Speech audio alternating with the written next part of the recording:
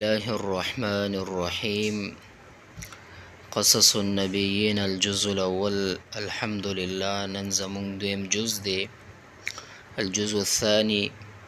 تاسو ته گزارش کیږي چې ثواب په نیت باندې نورو دوستانو ته هم شیر کړئ، او کبل جز تاسو کتل غواړئ نو موږ سره په دې یوټیوب چینل کې موجود دی. پلی لیست وګورئ، ولته نه تاسو کتلی شئ. سفینة کشتی نوح د نوح علیه السلام. سفینة نوح کشتی د حضرت نوح علیه السلام. بعد آدم پس تا آدم علیه السلام. بارک الله برکت ورکړی و الله رب العزت فی ذریتی په ذریت یعنی اولاد نسل آدم علیه السلام. فکان فیها وو پاغه کې رجال سړی کثیر ډیر و نساء زنانا. نو برکت ورکړي والله رب العزت یا برکت اچولې والله رب العزت په نسل د آدم علیه السلام کې او وو پاغه کې ډیر سړی و زنانا. وانتشرت او خرشو ذریتو یعنی نسل آدم علیه السلام وکثرت او زیاد شو. خور شو ذریت د آدم علیه السلام او زیاد شو.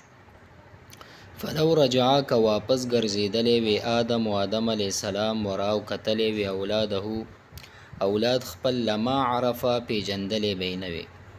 که واپس ګرځیدلې وی آدم علیه السلام کتلې وی اولاد خپل نو پیجندلې بینوي چې دومره زیات.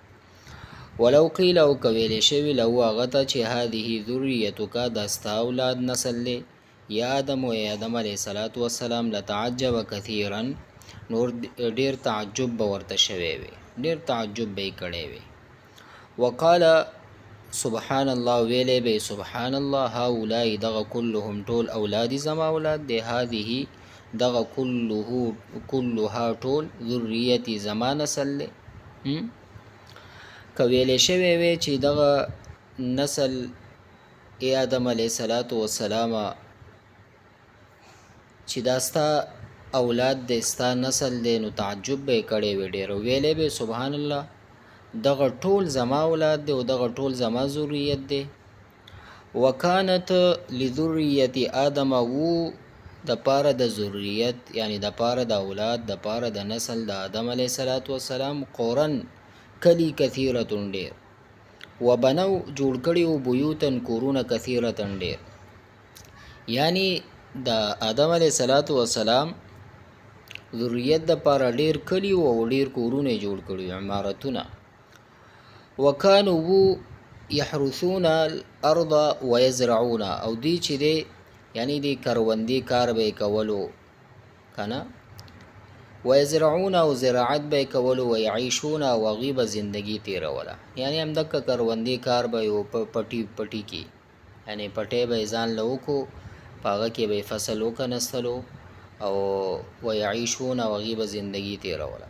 وکان الناس خلق علی دین ابيهم آدم په دین د پلار په دین باندې چې آدم علیه السلام چې یعبدون الله غیب عبادت کولو د باری تعالی ولا یشرکون به شیئا یعنی غیب شرک نه کولو یعنی هیڅ شی سره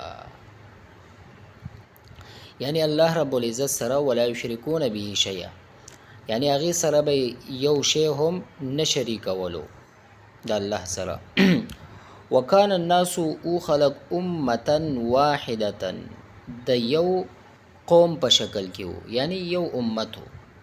ابوهم دا غی پلار آدم علیه السلام وربهم او رب دا غی یعنی سوکو الله یعنی دا ټول چې وکان الناس امه واحده ابوهم آدم وربهم الله یعنی دا ټول خلق د یو امت په شکل کې او د دوی پلار چې حضرت آدم علیه السلام او دا غی رب چې ابوهم دا غی رب چې وربهم دا غی رب چې سوکو الله